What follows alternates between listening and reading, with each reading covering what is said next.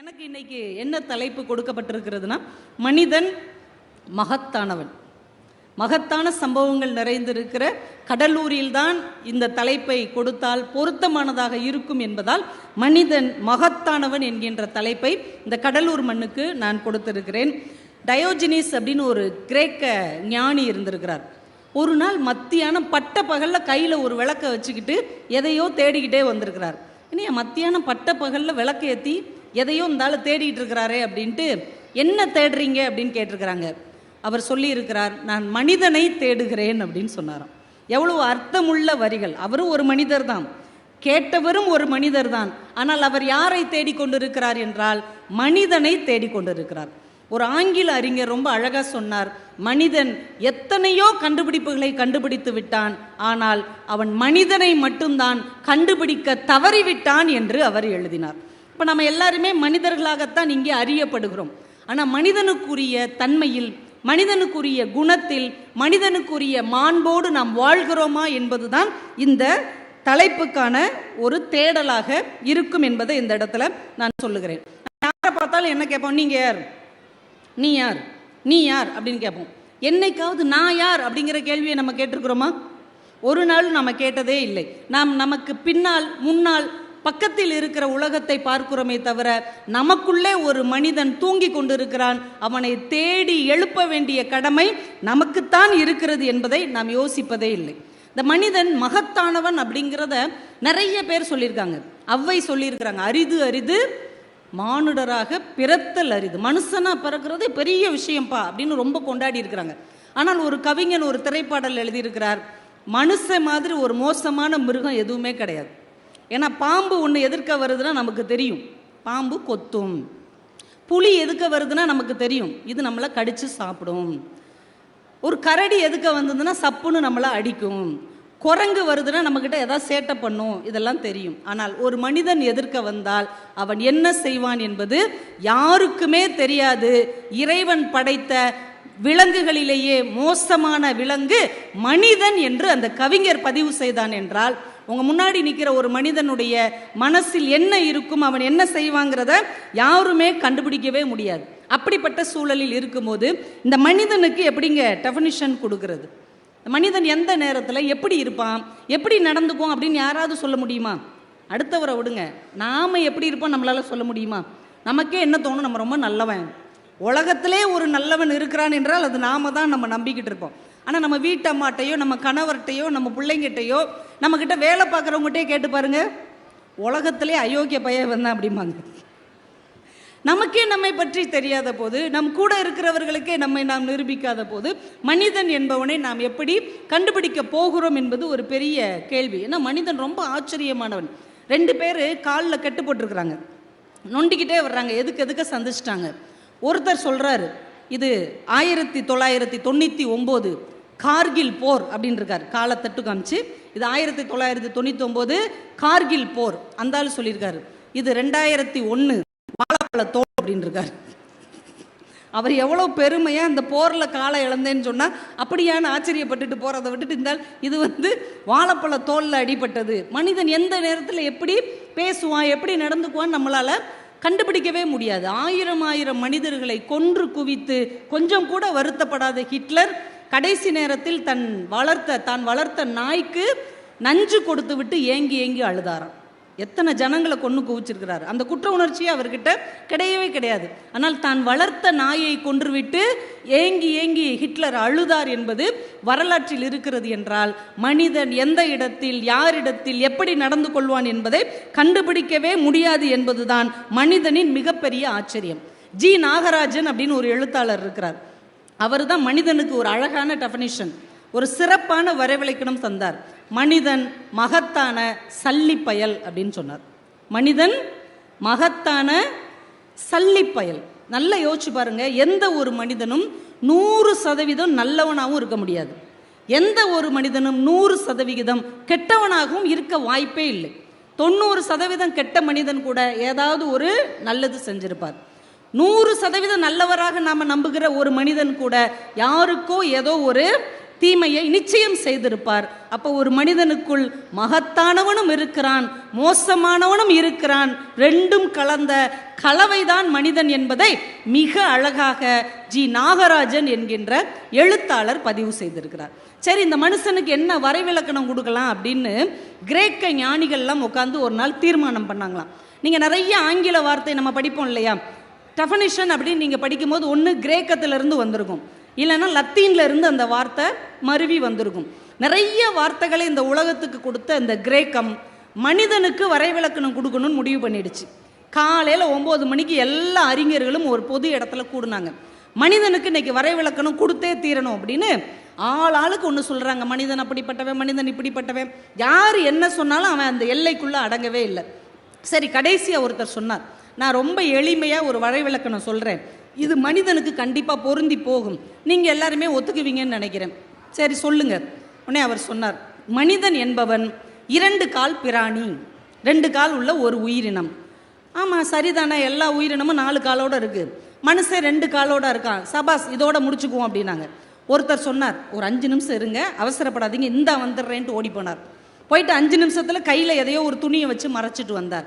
என்னப்பா கொண்டு வந்திருக்கிற? டக்குன்னு அந்த துணியை எடுத்து காமிச்சார். உள்ள ஒரு கோழி இருந்தது. என்னது இது அப்படின்னாங்க. இதுதான் மனிதன் அப்படின்னார் அவர். எப்பா இது மனிதன் இல்லைப்பா, கோழி. இல்லை, நீங்கள் என்ன வரைவிலக்கணம் கொடுத்தீங்க?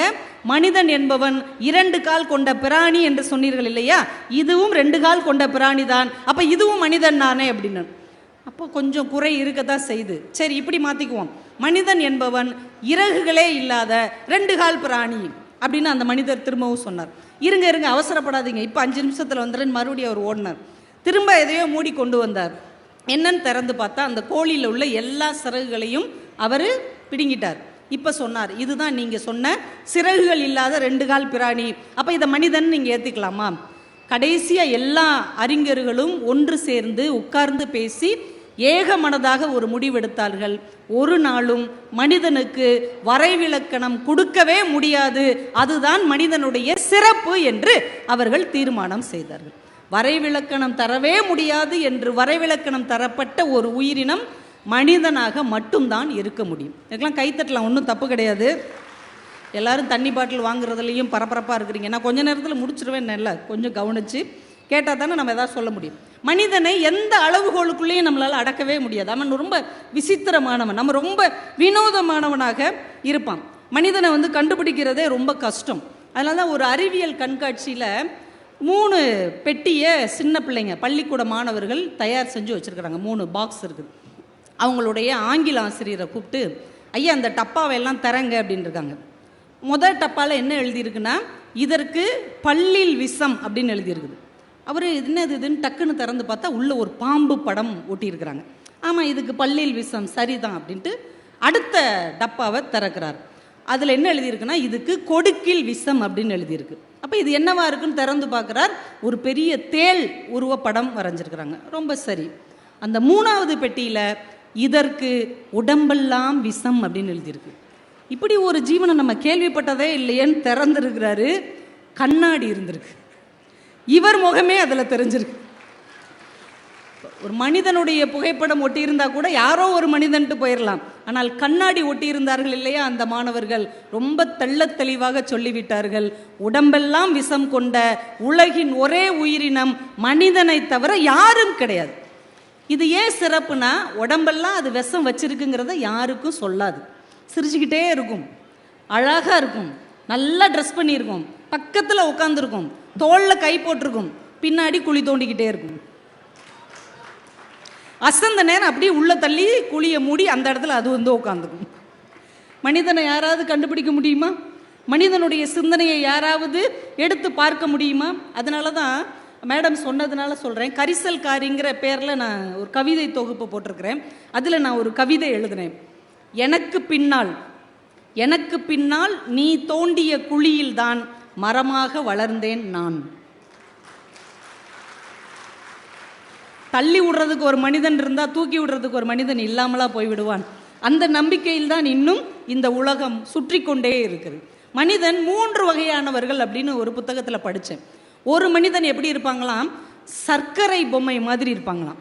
நீங்கள் சர்க்கரை பொம்மையை ஒரு தண்ணிக்குள்ளே போட்டால் என்ன ஆகும்? தானும் கரைஞ்சு அந்த தண்ணீரையும் இனிமையாக்கி விடும். சில மனிதர்கள் களிமண் பொம்மை மாதிரி இருப்பாங்களாம். அவங்கள தண்ணிக்குள்ளே போட்டிங்கன்னா அது தானும் கரைஞ்சி அந்த தண்ணியவும் சகதியாக்கிரும். இன்னும் சில மனிதர்கள் பஞ்சு பொம்மை மாதிரி, அவங்கள தண்ணிக்குள்ளே போட்டிங்கன்னா அவ்வளோ தண்ணியவும் தானே உறிஞ்சிக்கிறோம். இந்த மனிதர்கள் 3 வகைதான். ஒன்று, தான் மட்டும் நன்றாக வாழ வேண்டும் என்கின்ற சுயநலம் கொண்ட மனிதர்கள். இன்னொரு வகையான மனிதர்கள் தானும் கெட்டு இந்த சமூகத்தையும் கெடுக்கின்ற மனிதர்கள். இன்னொரு வகையான மனிதர்கள் தானும் சர்க்கரையாக இனித்து இந்த சமூகத்திற்கும் இனிமையை தரக்கூடிய 3வது வகை மனிதர்கள்.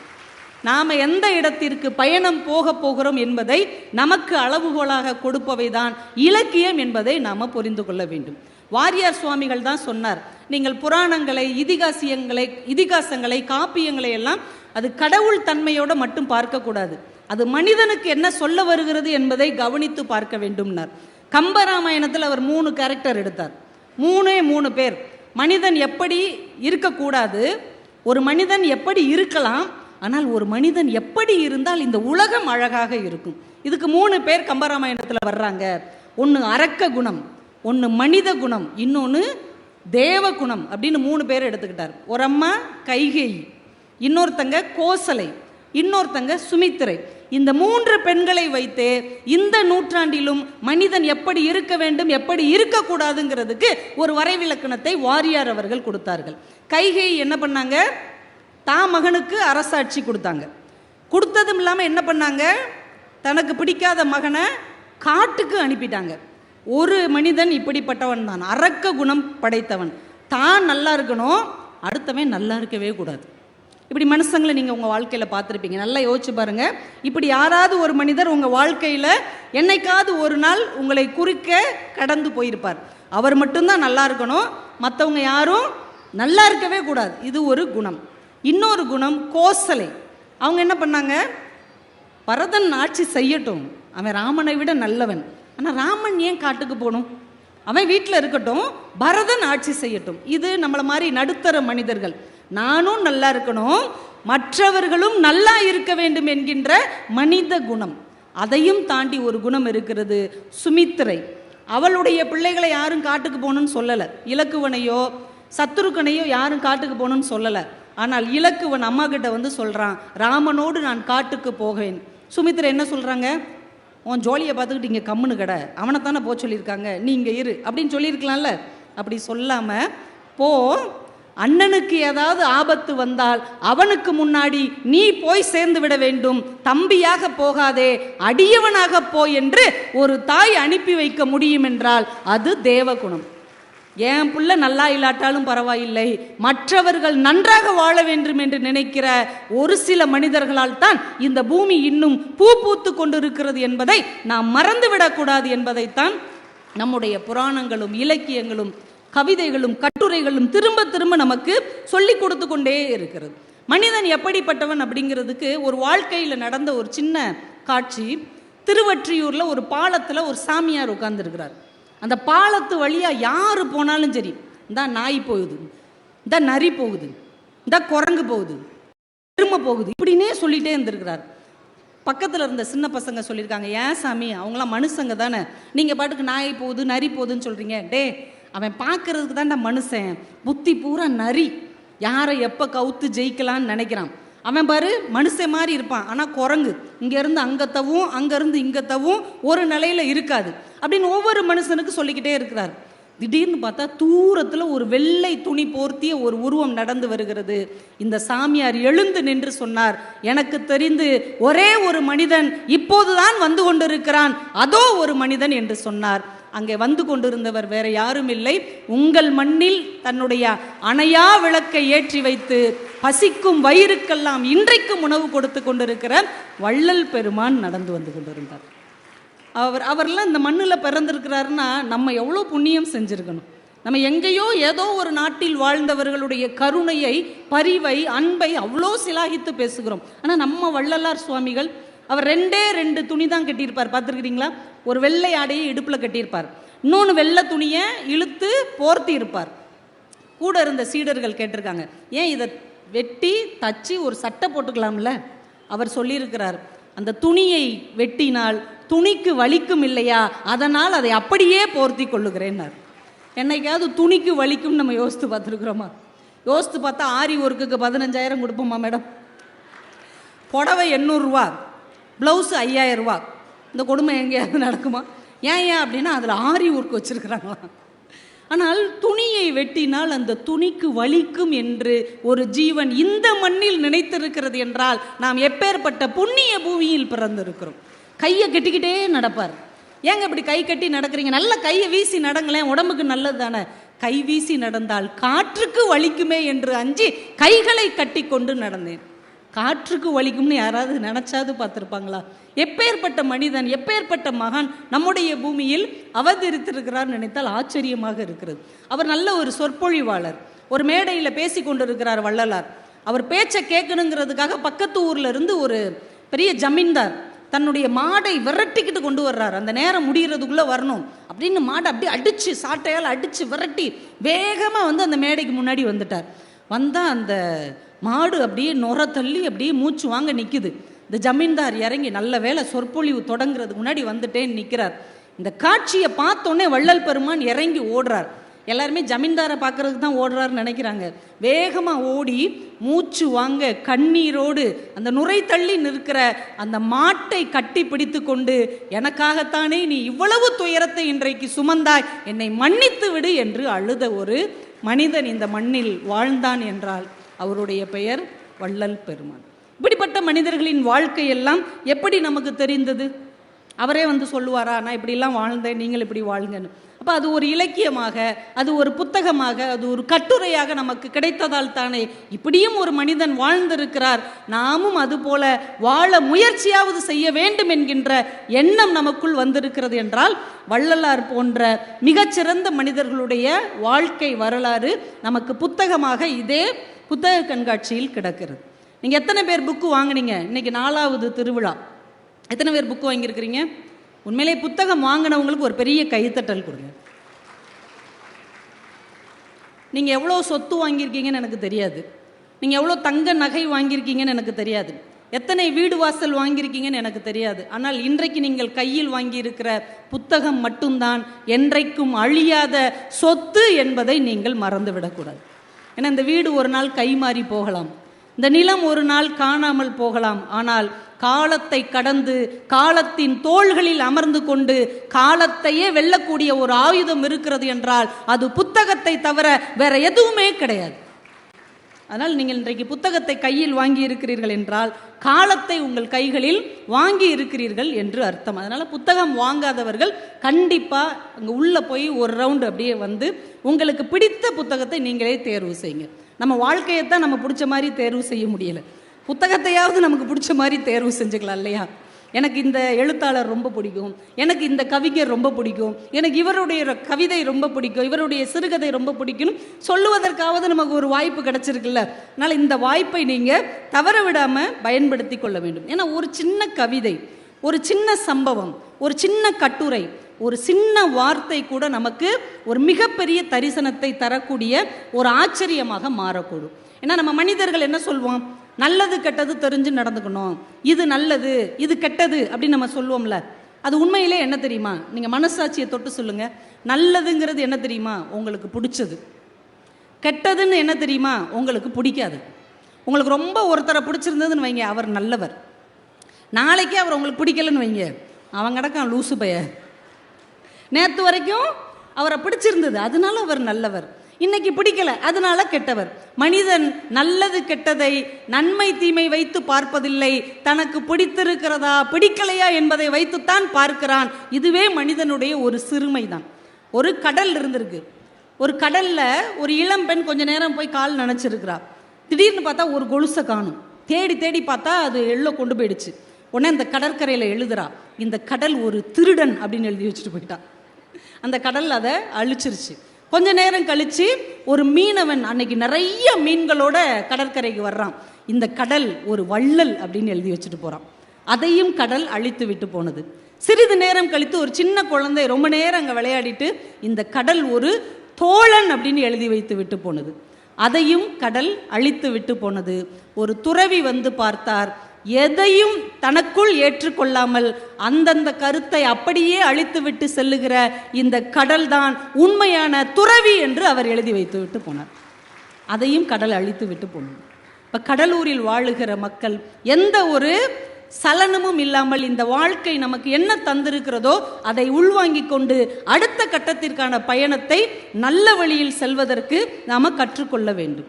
எவ்வளவு அழகழகான கவிதைகள் நமக்கு கிடைத்திருக்கிறது. லிங்குசாமின்னு ஒரு டைரக்டர் இருக்கிறார், ஒரு இயக்குனர் இருக்கிறார்ல, ரன் படம்லாம் எடுத்தவர், நல்லா இருக்கும் அவருடைய படம், வேட்டை படம்லாம் நல்லா இருக்கும். சமீபத்தில் அவருடைய ஒரு கவிதை பற்றி அவரே சொன்ன ஒரு பேட்டி நான் பார்த்தேன். பர்வீன் மேடத்துக்கு அந்த பேட்டி சொல்லியிருந்தார். என்ன கவிதைனா, திடீர்னு அவருக்கு தோணுச்சான் ஒரு குட்டி கவிதை. குழந்தை செய்தது என்னவோ கப்பல் தான், குழந்தை செய்தது என்னவோ கப்பல் தான், விமானமாக மாற்றியது காற்று. புரியுதா? அந்த குழந்தை கப்பல் செஞ்சு விளையாடிக்கிட்டு இருக்கு, வேகமாக ஒரு காத்தடிச்சு அந்த கப்பல் என்ன ஆயிடுச்சு, பறந்துருச்சு, அது விமானமாக மாறிவிட்டது. இது ஒரு குழந்தையின் செயலுக்காக எழுதப்பட்ட கவிதை நீங்கள் நினைக்கிறீங்களா? குழந்தை செய்தது என்னவோ கப்பல் தான், விமானமாக மாற்றியது காற்று. நாம் ஏதோ ஒரு மூலையில் நமக்கு கிடைத்த ஒரு வாய்ப்பை பயன்படுத்திக்கிட்டு நம்ம வாழ்ந்துட்டு இருப்போம். திடீர்னு காலம் ஒரு காற்றாக மாறி நம்மை ஒரு மிகப்பெரிய உயரத்துக்கு கொண்டு போய் வைக்கும் இல்லையா? அந்த தருணத்தை இந்த குழந்தையின் வாயிலாக அவர் கவிதைப்படுத்தி இருக்கிறார். இன்னொரு கவிதை எனக்கு ரொம்ப பிடிச்சிருந்தது. அவர் ஷூட்டிங் இடைவெளியில் உட்கார்ந்துட்டு இருக்கிறார். அவர் கழட்டி போட்ட செருப்பு மேலே ஒரு எறும்பு ஏறி இறங்கி போயிருக்கு.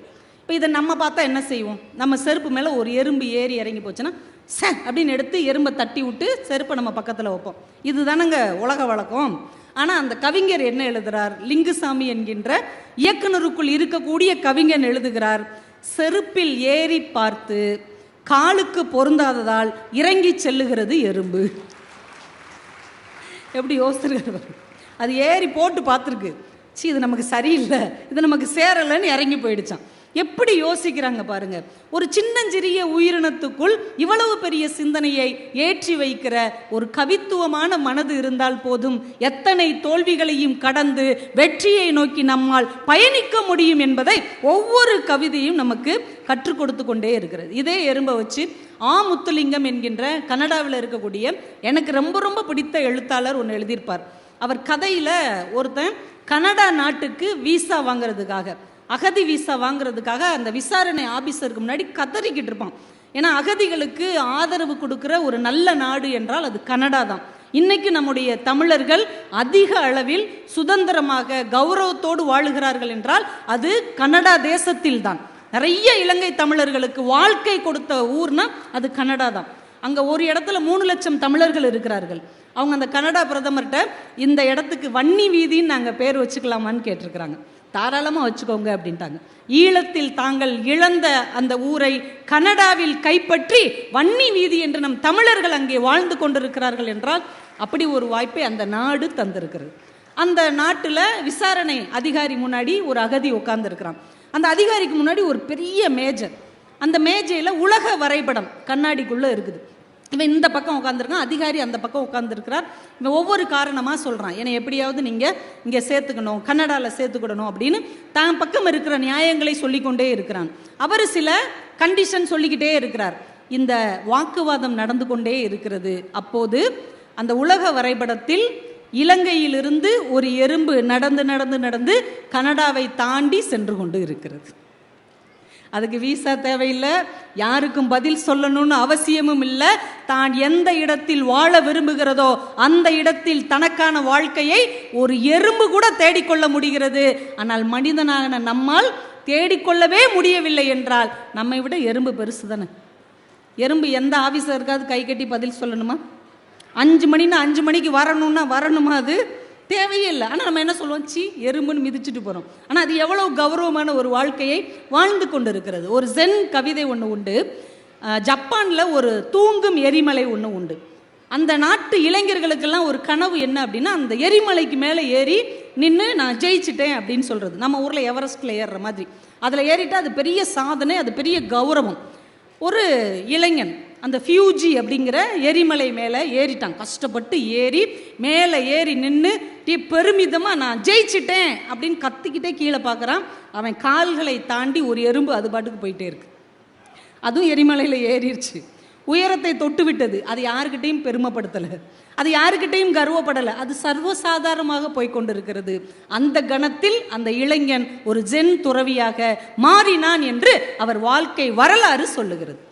ஒரு சாதாரண எறும்பு சர்வசாதாரணமாக செய்கிற ஒரு செயலை பெரிய பெருமை என்று மனிதன் நினைத்து கொண்டிருக்கிறோம். இப்போ மனிதன் எப்படிப்பட்டவன் நமக்கு தெரியுதா? அவன் மகத்தானவன் இல்லை. சின்ன சின்ன உயிரினங்கள் செய்யக்கூடிய சாதாரண செயலை கூட சாதனையாக நினைக்கக்கூடியவனாக இந்த மனிதன் இருக்கிறான் அப்படிங்கிறது ஒரு பெரிய ஆச்சரியம். இன்னொன்று, இந்த இலக்கியம் நமக்கு என்ன கற்றுத்தருகிறது அப்படின்னு நம்ம யோசிச்சோம்னா, நிறைய நேரங்களில் நம்மளுடைய குணம் எப்படி இருக்குது தெரியுமா? எது நமக்கு தேவையோ அதுக்கு முக்கியத்துவம் தர்றதில்லை. இதனால் ஞாபகம் வச்சுக்கோங்க. எது நமக்கு தேவையோ அதுக்கு நாம் முக்கியத்துவம் தருவதில்லை. எது நமக்கு தேவையில்லையோ அதற்கு நாம் அதிக முக்கியத்துவம் தருகிறோம். இது உண்மையாக இருந்தால் கைத்தட்டுங்க, நான் உங்களுக்கு நிரூபித்து காட்டுறேன். நீங்கள் வீட்டுக்கு பலசரக்கு வாங்கணும், அதெல்லாம் ஒரு லிஸ்ட்டில் எழுதுங்க. முன்னாடியெல்லாம் பலசரக்கு கடையில், அண்ணாச்சி கடையில் வாங்கும்போது ஒரு பேப்பரில் எழுதிட்டு போவோம்ல, அதே மாதிரி எழுதுங்க. ஒரு 10 பொருள் எழுதிட்டு டிபார்ட்மெண்டல் ஸ்டோருக்கோ இல்லை பெரிய ஷாப்பிங் மாலில் உள்ள அந்த கடைக்கோ போங்க. போய் பர்ச்சேஸ் பண்ணுங்க. திரும்பி வீட்டுக்கு வாங்க. எத்தனை பொருள்னு எண்ணி பாருங்க. குறைந்தபட்சம் 25 பொருள் வாங்கிட்டு வந்திருப்பீங்க. நீங்கள் எழுதிட்டு போனது 10 பொருள், நீங்கள் வாங்கிட்டு வந்தது 25 பொருட்கள். அந்த மீதி 15 பொருளில் பாதி பொருள் உங்களுக்கு தேவையே இல்லாதது, இன்னும் பாதி பொருள் இப்போதைக்கு தேவைப்படாதது, இன்னும் மீதி பொருள் எப்போதைக்கும் தேவைப்படாதது. ஆனால் அதுதான் விலை கூடுனதாக இருக்கும். நீங்கள் நல்லா யோசிச்சு பாருங்கள், ஆண்கள் கவனித்து பாருங்கள். உள்ளே நுழைஞ்ச உடனே 3 டப்பா 100 ரூபாயாங்க, 2 எடுத்துக்கிறோம். ஏற்கனவே 10 டப்பா சும்மா தானே இருக்குது, இருக்கட்டும், எதுக்கும் தேவைப்படும், டக்குன்னு அதை எடுத்து வைப்போம். 2 கிலோ ஷாம்பு வாங்கினா, 2 லிட்டர் ஷாம்பு வாங்கினா 2 லிட்டர் ஷாம்பு ஃப்ரீயா, அதையும் எடுத்துக்குவோம். ஏமா ஏற்கனவே வீட்டில் 1/2 லிட்டர் ஷாம்பு இருக்குல்லம்மா, எனக்கு ஷாம்பு தேவையே இல்லை, நீ மாதத்துக்கு 2 தடவை தான் தலைக்கே குளிக்கிற, இது எதுக்கு, இருக்கட்டும், ஒரு லாபம் தானே, அதையும் வாங்கிக்கிடுவாங்க. உடனே கணவர் பார்ப்பார், இவ ஒன்று வாங்கும்போது நம்ம சும்மா இருக்கணுமா, இந்த கிவி பழம் 2 பாக்கெட் எடுத்து போடு, ஏன் வீட்டில் தான் திராட்சை பழம் இருக்குல்ல, அதுவும் இருக்கட்டும், இதுவும் இருக்கட்டும். வீட்டுக்கு வந்து பார்த்தீங்கன்னா தேவைப்படுகிற 10 பொருளுக்கு ஆன செலவை விட தேவைப்படாத 15 பொருளுக்கு நீங்கள் செலவு செய்தது தான் அதிகமாக இருக்கும். இப்போ தெரியுதா, நமக்கு எது தேவையோ அதுக்கு முக்கியத்துவம் கொடுப்பதில்லை, எது தேவையில்லையோ அதற்கு முக்கியத்துவம் கொடுக்குறேன். இன்னும் எளிதாக சொல்கிறேன், உங்கள் எல்லார் கையிலையும் ஒரு மொபைல் ஃபோன் இருக்குல்ல, இந்த மொபைல் ஃபோனில் நீங்கள் காலையில் வீட்டில் உள்ள ஆண் உட்காந்துருக்கீங்கன்னு வைங்க, வீட்டம்மா சொல்கிறாங்க, ஏங்க இந்த கிரைண்டர்கிட்ட லைட்டாக ஷாக் அடிக்கிற மாதிரி இருக்குது, எர்த்தடிக்கிற மாதிரி இருக்குது, அந்த எலக்ட்ரிஷியனுக்கு ஒரு ஃபோன் போடுங்க. உடனே நீங்கள் ஃபோனை எடுக்கிறீங்க, எடுத்த உடனே வாட்ஸ்அப்பில் ஏதோ நோட்டிஃபிகேஷன் வந்திருக்கு, என்னன்னு உள்ளே பார்க்குறீங்க, தமிழனாக இருந்தால் ஷேர் பண்ணு. ஐயோ நான் தமிழன் தான் நீங்கள் ஒரு 10 பேருக்கு ஷேர் பண்ணுறீங்க.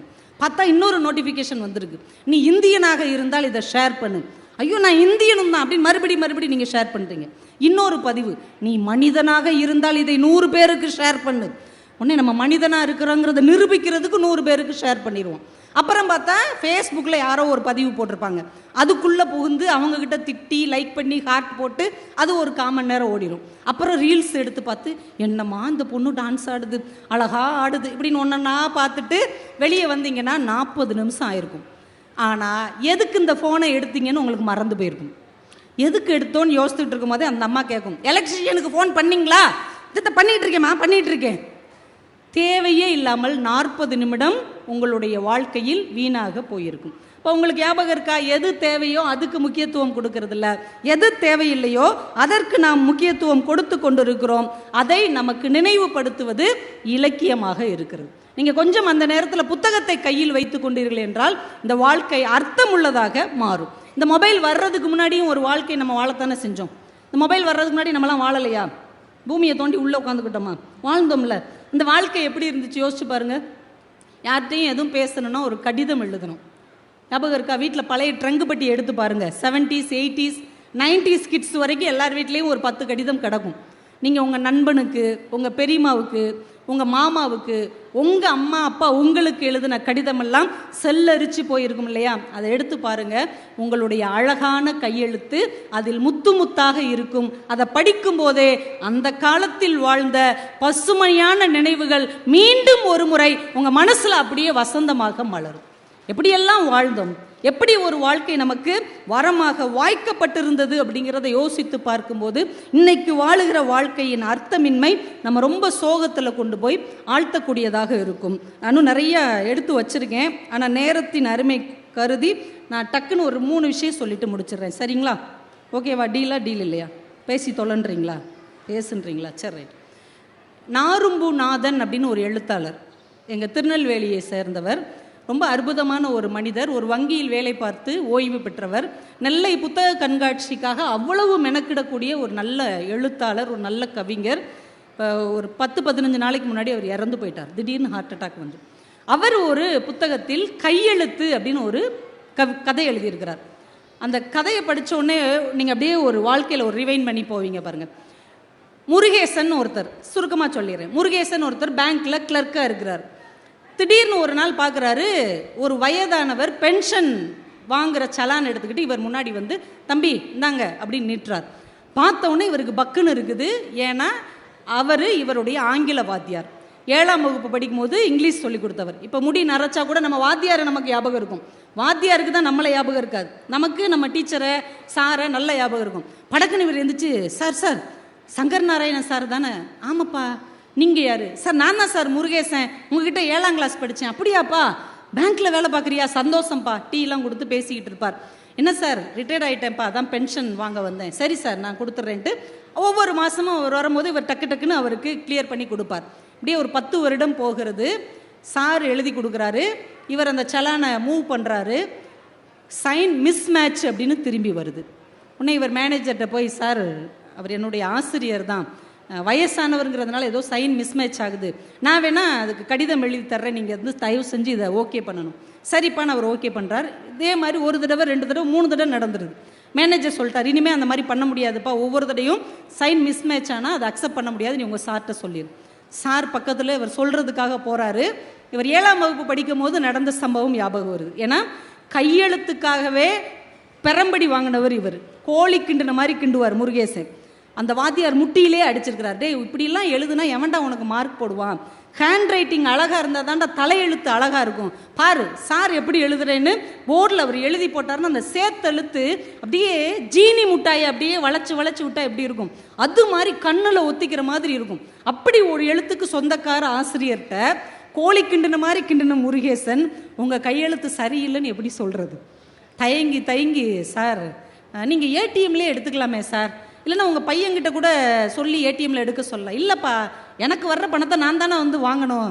சார் சொல்லுப்பா, என்ன சைன் கொஞ்சம் என்ன சைன் அந்த எண்ணு சரியாக வரல. எண்ணு சரியாக வரலையா? எனக்கு சரியாக வரலையா? இல்லை நீங்கள் கையெழுத்தில் சரியாக வரல. திரும்ப ஒரு பேப்பர் எடுத்து போட்டு பார்க்காரு, அந்த எண்ணு வரவே மாட்டேங்குது. இப்போ மேனேஜரும் இவரும் கலந்து பேசி அவரை கூப்பிட்டு, சார் தப்பாக நினச்சிக்காதீங்க, நீங்கள் பேசாமல் கை நாட்டு வச்சிட்றீங்களா? கை நாட்டு வச்சுட்டா பிரச்சனை இல்லை. இப்போ நான் இங்கிலீஷ் வாத்தியாருப்பா, அப்போயுமே நான் பிஏபிடி படித்து அசிஸ்டன்ட் ஹெட் மாஸ்டராக இருந்து ரிட்டையர்ட் ஆனவன்ப்பா, என்னையை போய் கை நாட்டு வைக்க சொல்கிறா? இல்லை சார் அது ஒன்றும் தப்பு இல்லை சார், உங்களுக்கு கை நடுங்குதில்ல. இல்லை நான் வேணால் வீட்டுக்கு போய் 1 வாரம் நல்லா ப்ராக்டிஸ் பண்ணிவிட்டு அப்புறமேட்டி வரட்டுமா அப்படிங்கிறார். இவங்களுக்கு என்ன சொல்லனே தெரியல. இப்போ ஆசிரியரோட மகன் வர்றான், என்ன பிரச்சனை? இல்லை சார் கை நாட்டு வச்சா பிரச்சனை தீர்ந்துடும். எப்பா கை நாட்டு வச்சு தொலைப்பா, உன் கூட பெரிய ரோதனையாக போச்சு, என்னைக்கோ ஒரு நாள் நீ வாத்தியாராக இருந்தால் அதை சொல்லி காமிச்சிட்டே இருப்பியா, கை நாட்டு வச்சுட்டு வா அப்படின்னு கோமா சொல்லிட்டு வாசலுக்கு போயிடுறான். அவருக்கு மறுத்தே பேச முடியல. இவர் எடுத்து அந்த ஸ்டாம்பை கொடுக்குறாரு. இவர் கையை அப்படி உருட்டி அதில் கை நாட்டு வைக்கிறார். அந்த ஆசிரியருடைய கண்ணீர் துளியும் அதில் சேர்ந்தே விழுந்தது. இந்த கதையை படிக்கும்போது எவ்வளவு பெரிய மனிதர்களை, ஒரு காலத்தில் கம்பீரமாக வாழ்ந்தவர்களை, அவங்க நடந்து வந்தாலே ஊரே எந்திரிச்சு நின்று வணங்கிய தோரணைக்கு சொந்தக்காரர்களை காலம் எவ்வளவு மூளையில் கொண்டு போய் தள்ளி விடுகிறது. சொந்த பிள்ளைகள், அவருக்கு முன்னால் பணிந்து நின்றவர்கள், அவரை பார்த்தால் எழுந்து நின்று வணக்கம் சொன்னவர்கள் கூட பெருசு கொஞ்சம் ஓரமாக இரு அப்படின்னு சொல்லுகிற அளவுக்கு காலம் அவர்களை கொண்டு போய் தள்ளிவிட்டது இல்லையா? இந்த வேதனையை நாம் எப்படி உணர்ந்து கொள்ள முடியும் என்றால், இது மாதிரியான ஒரு கவிதை, ஒரு சிறுகதை, ஒரு கட்டுரை இனிமே நாமாவது இது மாதிரி யாரையும் செய்துவிடக்கூடாது என்கின்ற ஒரு சிந்தனையை நமக்கு தரும் என்பதால் கட்டுரை, சிறுகதை வாழ்க்கையில் ரொம்ப முக்கியமான ஒன்று. இன்னும் ஒரே ஒரு விஷயம் சொல்லி முடிக்கிறேன்னு சொன்னேன் இல்லையா? ஒன்று தான். அப்பா மகள் அவங்க சொன்னாங்களா, அப்பா அப்பான்னு சொன்னதுனால சொல்கிறேன். ஒரு வருஷத்துக்கு எத்தனை நாள்? 365 நாள். எங்கே 365 நாள்? பூமியில் தான் ஒரு வருஷத்துக்கு 365 நாள். ஆனால் சனி கிரகத்தில் ஒரு வருஷத்துக்கு எத்தனை நாட்கள் தெரியுமா? 10,759 நாட்கள். வியாழன் கிரகத்தில் 4,333 நாட்கள். ஏன்னா அது 10 மணி நேரத்தில் சூரியனை சுற்றிட்டு வந்துடும். சூரியனை சுற்றிட்டு வர்றதான ஒரு நாள். அப்போ அந்த ஒரு நாளை வச்சு தானே கணக்கு பார்ப்பாங்க. வியாழன் கிரகத்தில் 4,333 நாட்கள் ஒரு வருடம். செவ்வாய் கிரகத்தில் 687 நாட்கள் ஒரு வருடம். வெள்ளி கிரகத்தில் 225 நாட்கள் ஒரு வருடம். புதன் கிரகத்தில் 88 நாட்கள் ஒரு வருடம். இதை ஒரு தகப்பன் தன் மகளுக்காக எழுதுகிறார். மகளே, பூமியில் ஒரு வருடம் 365 நாட்கள், சனியில் இவ்வளவு, வியாழனில் இவ்வளவுன்னு வரிசையாக சொல்லிட்டு, ஆனால் என் அருமை மகளே, நீ என்றாவது விடுப்பு எடுத்துவிட்டு என்னோடு வருகிற அந்த 3 நாட்கள் தான் உன் தகப்பனுக்கு ஒரு வருடம். எங்கேயோ வாழ்ந்துக்கிட்டு இருக்கிற மகள் எப்பயாவது அப்பாவை பார்க்கறதுக்காக 2 நாள் 3 நாள் லீவ் எடுத்துகிட்டு வர்றாங்க இல்லையா, அதுதான் ஒரு தகப்பனுக்கு ஒரு வருடமாக இருக்கும் என்பதை முத்துலிங்கம் அவர்கள் தன்னுடைய ஒரு கட்டுரையில் பதிவு செய்திருப்பார். இப்போ நம்ம வீட்டில் பிள்ளைகள் எல்லாம் நிறைய திரைப்படத்தில் இன்னும் 10 நிமிடம் பேசலாமா? அதிசயமாக இருக்குது. இன்னும் 10 நிமிடம் பேச சொல்கிறாங்க. அதுக்கே ஒரு கைத்தட்டல் கொடுத்துடலாம்.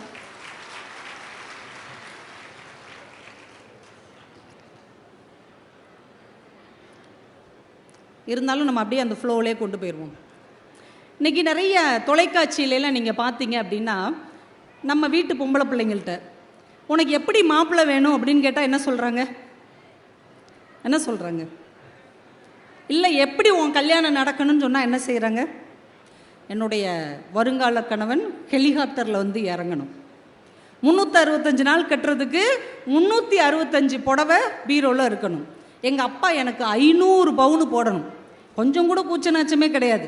500 பவுனு கூலி வேலை செய்கிற ஒரு அப்பா எப்படி போடுவார்? அந்த வருத்தமே கிடையாது. எங்கள் அப்பா 500 பவுன் எனக்கு போடணும், பெரிய பங்களா வீடு வேணும், மிகப்பெரிய கார் வச்சிருக்கிற கணவன் தான் எனக்கு வேணும், அதுவும் இந்தியாவே எனக்கு தேவையில்லை, அமெரிக்காவிலே இருக்கக்கூடிய மாப்பிள்ளை தான் வேணும். இன்றைக்கி நம்ம ஒவ்வொரு பிள்ளைங்களும் காணுகிற கனவை பார்த்தா நம்மளுக்கே பயமாக இருக்குது. ஏன்னா அவங்களுக்கு வந்து கவர்மெண்ட் ஆஸ்பத்திரி பிடிக்காது, கவர்மெண்ட் பஸ்ஸில் போகிறது பிடிக்காது, கவர்மெண்ட் ஸ்கூலில் படிக்கிறது பிடிக்காது. ஆனால் கவர்மெண்ட் வேலை பார்க்குற மாப்பிள்ளைனா ரொம்ப பிடிக்கும். எப்படி இருக்காங்க பாருங்க. அப்படி இல்லைன்னா அமெரிக்காவில் வேலை பார்க்கணும், இல்லை லண்டனில் இருந்து வேலை பார்க்கணும், இல்லைன்னா பெருநகரம், நம்ம கடலூரில் வேண்டாம், பெங்களூர் மாதிரியான பெருநகரம், நம்ம என்ன சேட்டை செஞ்சாலும் ஊருக்கே தெரியாத அளவுக்கான ஒரு அற்புதமான இடம். இப்படித்தான் இன்னைக்கு நம்ம வீட்டு பிள்ளைகள் எல்லாம் கனவும் கற்பனையுமாக யதார்த்தத்தை விட்டு வெகு தூரம் தள்ளி வாழ்ந்து கொண்டிருக்கிறார்கள். ஆனால் சந்தால் அப்படின்னு ஒரு பழங்குடி மக்கள் வாழுகிற ஒரு பகுதி, அங்கே ஒரு பெண் நிர்மலா புதுல் அப்படின்னு அந்த பழங்குடி இனத்தை சேர்ந்த ஒரு பெண் அவங்க அப்பாவுக்கு ஒரு கவிதை எழுதுகிறான், எப்படிப்பட்ட இடத்துல மாப்பிள்ளை பார்க்கணும் அப்படின்னு. அந்த கவிதையை அம்பை இருக்கிறாங்களே எழுத்தாளர் அம்பை, அதை தமிழில் மொழிபெயர்த்திருக்கிறாங்க. வற்றும் ஏரியில் பெண்கள் அப்படின்னு ஒரு தலைப்பில் அதை தமிழ் படுத்தி இருக்கிறாங்க. இந்த கவிதையை சொல்லி நான் நிறைவு செஞ்சிடறேன். அந்த மகள் அப்பா கிட்ட சொல்கிறா, எப்படிப்பட்ட வரன் வேண்டும், எப்படிப்பட்ட ஊரில் கல்யாணம் பண்ணி கொடுக்கணும் அப்படின்னு கேட்குறா. அப்பா, அவ ஒரு ஏழை பெண், பழங்குடி இனத்தை சேர்ந்தவங்க தானே, அவங்க எப்படி இருப்பாங்க, அவங்க அப்பா ஆடு மேய்க்கிறவர். இந்த பொண்ணு கேட்குறா அவங்க அப்பா கிட்ட, அப்பா உன் ஆடுகளை விற்றுத்தான் நீ என்னை பார்க்க வர முடியும் என்கின்ற தூரத்தில் என்னை கட்டி வைக்காதே. நீ வாட்டுக்கு அமெரிக்காவில் கட்டி வச்சுட்டா அவங்க அப்பா எப்படி வருவார்? நீ உன் ஆடுகளை விற்றுத்தான் என்னை பார்க்க வர முடியும் என்கின்ற தூரத்தில் என்னை கட்டி வைக்காதே. காடுகள் ஆறுகள் மலைகள் இல்லாத ஊரில் என் திருமணத்தை தயவு செய்து வைக்காதே. அரபு நாடுகள் மாதிரி ஏதாவது பாலைவனத்தில் கொண்டு போய் என்னை தள்ளி விட்டுறாத.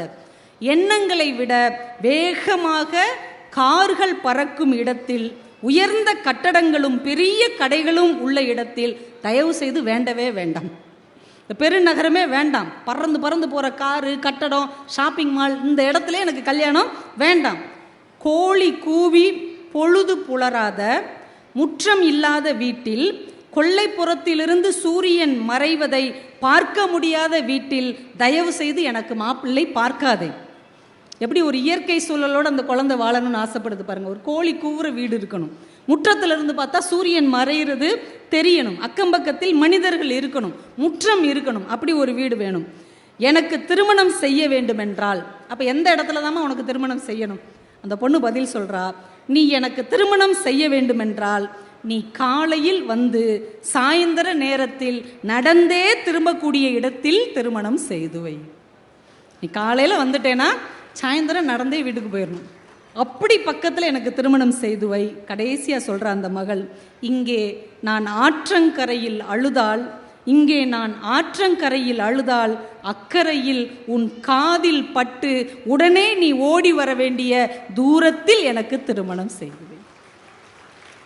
ஆத்தங்கரையில் உட்காந்து இந்த மக அழுதா அக்கறையில் இருக்கிற அப்பாவுக்கு கேட்கணும், ஐயோ என் பிள்ளைக்கு என்னமோ ஏதோன்னு அவர் ஓடி வந்து மகளை பார்க்கக்கூடிய தூரத்தில் இந்த திருமணத்தை செய்து வைக்க வேண்டும் என்று ஒரு பழங்குடி இனத்தின் பெண் தன் தகப்பனிடம் கேட்கிறாள் என்றால், அவள் திருமணத்திற்கு மட்டும் வாழ்க்கையை தேடவில்லை, எங்கே சென்றாலும் தன் தகப்பனை பிரியாத இடத்தில் வாழ வேண்டும் என்கின்ற எண்ணம் ஒரு காலத்தில் நம் பெண் பிள்ளைகளுக்கு இருந்தது.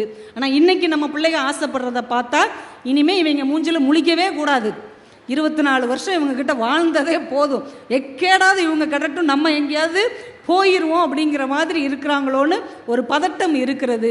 ஏனென்றால் இன்றைக்கி நாங்கள் நிறைய வெளிநாடுகளுக்கு செல்லுகிறோம், அவங்க நிறைய சம்பாதிக்கிறாங்க, பெரிய வீடு கட்டியிருக்கிறாங்க, பெரிய கார் வச்சிருக்கிறாங்க, நிறைய பணம் இருக்கிறது, நிறைய நண்பர்கள் இருக்கிறார்கள். ஆனால் அழுதால் ஓடி வந்து கண்ணீர் துடைக்கக்கூடிய, சிரித்தால் பக்கத்தில் நின்று மகிழக்கூடிய, ஒரு துயரம் என்றால் தோளில் சாய்த்து அழக்கூடிய தூரத்தில், சொந்த பந்தமே இல்லாத தூர தேசத்தில் நம் வீட்டு பிள்ளைகள் வாழ ஆசைப்படுகிறார்கள் அல்லது வாழ்ந்து கொண்டிருக்கிறார்கள். இதையெல்லாம் தாண்டி பக்கத்தில் இருந்தால் கூட நம்ம அம்மா அப்பாவோடு இருக்க வேண்டும் என்கின்ற ஆசை கொண்ட பிள்ளைகளுமாக நம் பிள்ளைகள் வளர வேண்டும் என்று இந்த நேரத்தில் இலக்கியம் நமக்கு காட்டுகிற நல்ல ஒரு வாழ்க்கை முறையை, மனிதன் மகத்தானவன் என்பது எப்போது தெரிகிறது என்றால், எப்போது அவன் அன்புக்கும் பாசத்துக்கும் கருணைக்கும் பரிவுக்கும் அடிபணிந்து வாழுகிறானோ அந்த நேரத்தில் தான் இந்த மனிதன் மகத்தான மனிதனாக மாறுகிறான் என்று சொல்லி, அப்படி ஒரு வாய்ப்பை இலக்கியமும் புத்தகமும் நமக்கு தருவதால் இந்த புத்தக திருவிழாவை நீங்கள் மிக சிறப்பாக பயன்படுத்தி கொள்ள வேண்டும். இதை நன்றாக நடத்தி கொண்டிருக்கிற பப்பாசி நிறுவனம், மாவட்ட நிர்வாகம், பள்ளி கல்வித்துறையை சார்ந்த அத்துணை நல்ல உள்ளங்களுக்கும் இவ்வளவு பொறுமையாக கைத்தட்டி ரொம்ப மகிழ்ச்சியோடு உற்சாகமாக கேட்ட என் அன்பிற்கினிய கடலூர் மண்ணை சார்ந்த என் சகோதர சகோதரிகளுக்கும் நன்றிகளையும் வணக்கங்களையும் சொல்லி விடைபெறுகிறேன். நன்றி, வணக்கம்.